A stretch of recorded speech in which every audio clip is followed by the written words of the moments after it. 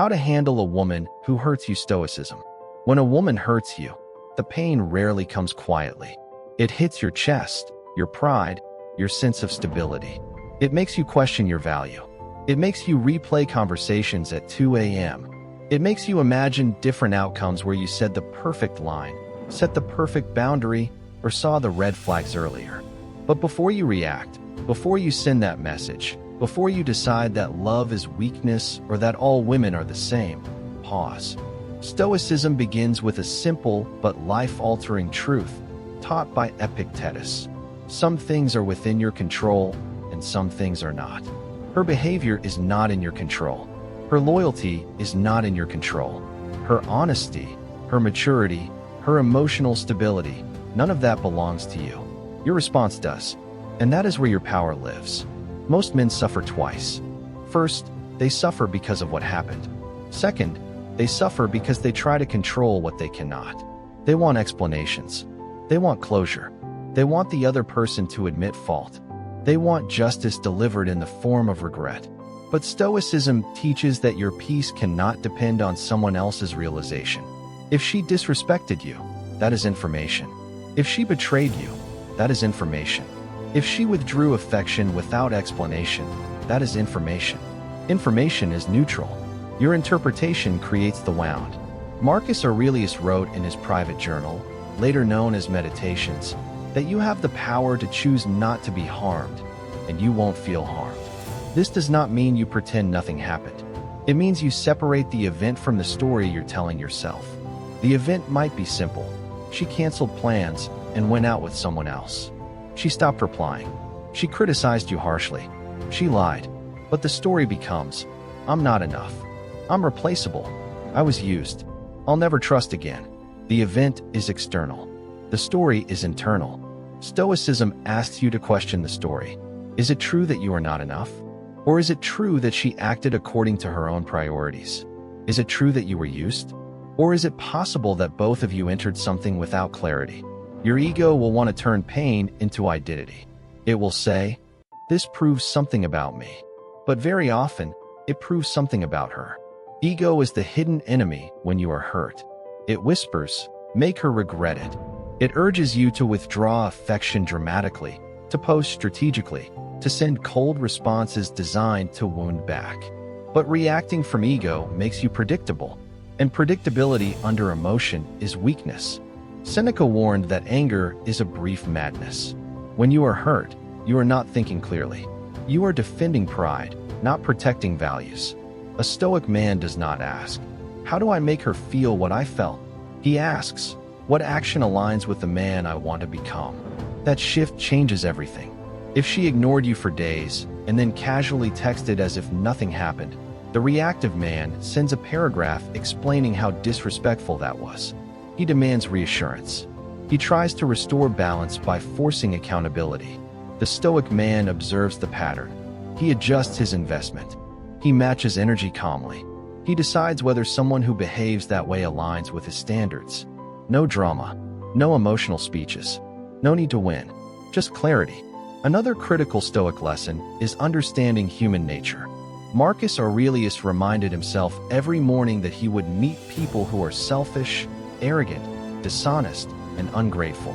Not because they wake up wanting to cause harm, but because they are limited by their own character. When a woman hurts you, it is often not because she calculated your suffering. It is because she acted according to her nature, her maturity, her unresolved issues, her values. You do not get angry at fire for burning. You respect its nature and adjust your distance. Acceptance is not weakness. It does not mean you tolerate betrayal. It means you see reality without distortion. If she lacks integrity, that is not an injustice against the universe. It is a signal. The real question is not why she acted that way. The real question is why you would continue investing in someone whose behavior conflicts with your standards. Pain also reveals attachment. Often what hurts most is not the loss itself, but the collapse of expectation. You imagined a future. You assigned meaning. You built hope around potential. Stoicism teaches impermanence. Everything you have, possessions, status, relationships, is temporary. This is not meant to make you cold. It is meant to make you grateful and grounded. When you understand that no person is guaranteed in your life, you love with appreciation instead of possession. If she leaves, you feel sadness, but you do not feel destroyed. Emotional detachment does not mean emotional suppression. A Stoic does not deny pain. He observes it. He says, "I am hurt." He sits with it instead of running from it. You can feel disappointment without acting impulsively. You can feel anger without expressing it destructively. You can feel betrayal without becoming bitter. The emotion is a wave. Your character is the shore. Another powerful Stoic practice is redirecting energy. After being hurt, your mind wants to ruminate. It wants to analyze every detail. It wants to search for hidden meanings. But obsession is wasted potential. Pain is fuel. You can burn yourself with it, or you can forge yourself with it. Instead of checking her social media, check your discipline. Instead of drafting messages you will never send, draft a plan for self-improvement. Train your body, refine your career, strengthen your finances, expand your knowledge, deepen your purpose. This is not about revenge transformation. It is not about becoming better so she notices. It is about becoming stronger so you notice. When your life has direction, one person's behavior cannot derail it. There is also dignity in silence. Not silence as manipulation. Not silence to create anxiety, but silence as self-respect. If communication is required, keep it calm and brief. You might say, "I value consistency and respect. If that's not aligned, I wish you well." Then you step back. You do not over-explain. You do not defend your worth. You do not argue someone into treating you better. Respect cannot be negotiated. It can only be observed. One of the deepest traps after being hurt is outcome dependency. You secretly hope she regrets it. You imagine her realizing your value. You picture a return with apologies. But tying your peace to her future realization keeps you emotionally enslaved. Stoicism frees you from that. You measure yourself not by whether she comes back, but by whether you acted with integrity. Not by whether she misses you, but by whether you maintained your standards. Not by whether you won, but by whether you grew. When you internalize this, something shifts. You stop trying to control narrative. You stop trying to look unaffected. You simply focus on being grounded. And here is the final, uncomfortable truth. Sometimes being hurt exposes your own weaknesses. Maybe you ignored red flags. Maybe you tolerated inconsistent behavior because you feared losing her. Maybe you attached too quickly. Maybe you depended on her validation for confidence. Pain is not only something inflicted, it is also something that reveals. Instead of asking, "Why did she do this to me?" ask, "What does this teach me about myself?" That question transforms pain into wisdom. A Stoic man is not emotionless. He loves deeply. He invests sincerely. But he does not lose himself in another person's choices. If she stays, he appreciates her. If she leaves, he respects the lesson. If she hurts him, he strengthens his boundaries. He does not chase closure. He creates it within himself. Because at the end of the day, her actions are temporary events in your life. Your character is permanent architecture. When a woman hurts you, you have two paths. You can let it shrink you, make you bitter, suspicious, reactive. Or you can let it refine you, make you disciplined, observant, self-contained. Stoicism is not about avoiding pain. It is about refusing to let pain control you. Stand still internally. Breathe before reacting. Evaluate instead of assuming. Withdraw investment where respect is absent. Improve where weakness is exposed. And remember, the strongest position in any relationship is not dominance. It is self-command. Master that, and no one can truly shake you again. And once you reach that level of self-command, something subtle but powerful begins to happen. You stop seeing heartbreak as humiliation. You stop seeing rejection as proof of inadequacy. You stop seeing distance as defeat. You start seeing everything as feedback. This is where emotional maturity separates itself from emotional impulse. When a woman hurts you, your instinct may be to either chase or withdraw dramatically. Chase to restore connection. Withdraw to punish. Both are attempts to control perception. But the Stoic path is different. It is steady. If she disrespects you do not argue for respect.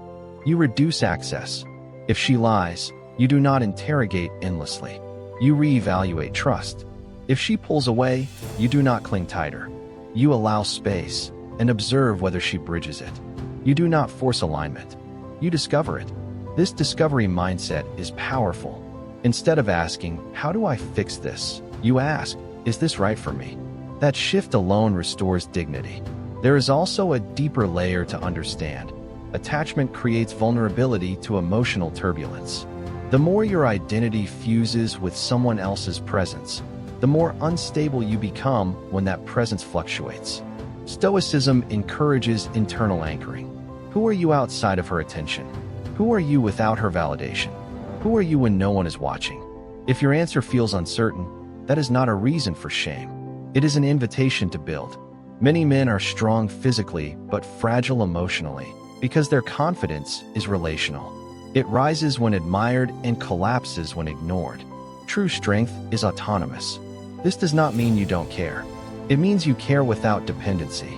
You appreciate without clinging. You love without surrendering self-respect. You commit without abandoning standards.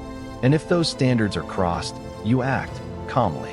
One of the hardest Stoic disciplines is restraint, especially when misunderstood, especially when falsely accused, especially when you feel the urge to defend yourself.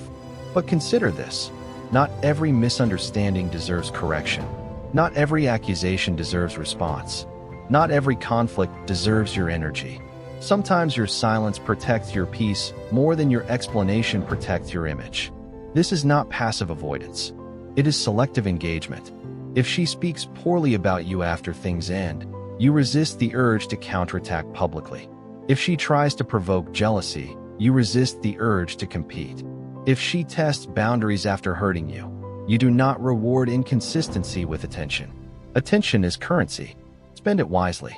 Another Stoic principle to remember is voluntary discomfort. The ancient philosophers would intentionally endure small hardships to strengthen resilience. Cold baths, simple food, minimal possessions. Why? Because when you train yourself to endure discomfort, emotional pain becomes more manageable. You realize, I can survive this. The mind dramatizes heartbreak as catastrophic, but your life continues. The sun rises. Your responsibilities remain. Your body still moves. Your breath still flows. You are not broken. You are bruised. And bruises heal when not constantly pressed. Avoid reopening the wound by revisiting memories obsessively. Avoid checking for updates that reignite emotion. Avoid conversations that only recycle the pain without resolution. Instead, strengthen your internal world. Read more. Reflect more. Journal your thoughts. Write down what you tolerated that you will no longer accept. Define clearly what respect looks like to you. Define what consistency means. Define what loyalty means. Clarity prevents repetition. Often, people repeat painful relationship patterns not because they are unlucky, but because they are undefined. When you are unclear about your standards, you negotiate them in moments of loneliness. Loneliness is another challenge after being hurt. The absence of someone's presence can feel louder than their presence ever was. But loneliness is not a signal to reconnect with someone who compromised your peace. It is a signal to deepen your relationship with yourself. Sit in the quiet. Learn from it. Build comfort in solitude. A man who cannot be alone will tolerate almost anything to avoid it. A man who is comfortable alone chooses companionship wisely. There is also humility in Stoicism. It requires you to admit when your expectations were unrealistic. Perhaps you idealized her. Perhaps you ignored incompatibilities because attraction was strong.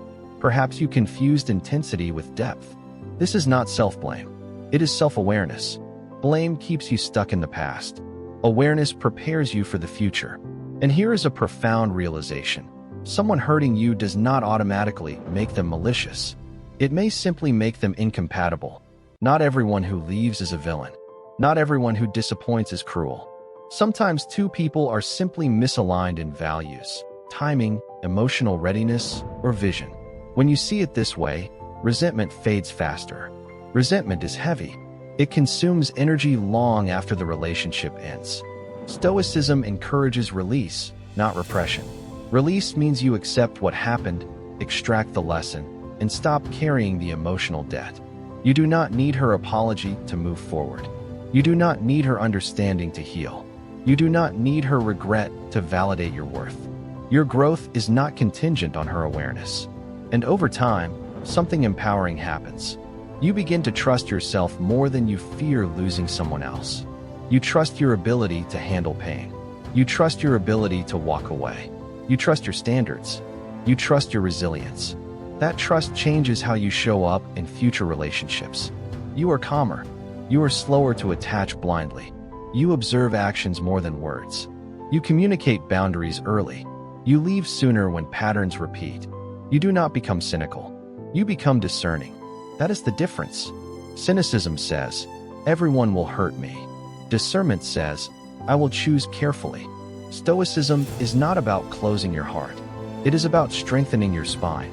So if a woman hurts you, let the pain teach you steadiness.